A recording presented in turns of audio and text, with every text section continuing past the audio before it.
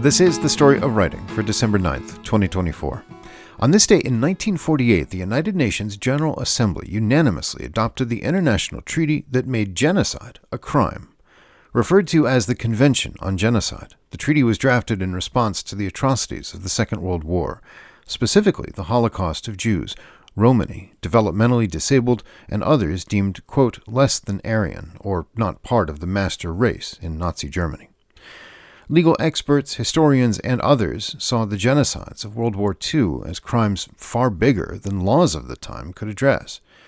The Convention on Genocide was adopted in the earliest days of the UN, during only the third meeting of the General Assembly, and it was the first human rights treaty unanimously adopted by the UN delegates. It is the birthday of the author who wrote, "A man doesn't say I will starve myself to death to keep from starving, or that he'd spend all his money to save money. Why should he be willing to die for the privilege of living?" American writer Dalton Trumbo was born on this day in 1905. He desperately wanted to be a writer. He worked as a cub reporter for the Grand Junction, Colorado newspaper when he was a boy, but his family moved to California. When his father died shortly afterward, Trumbo got a job in a bakery and worked there for more than 8 years. Eventually, he went back to school, graduated, wrote several short stories and even a few novels, but all were rejected by publishers. He found success writing for magazines, then returned to prose and cranked out the landmark anti-war novel Johnny Got His Gun.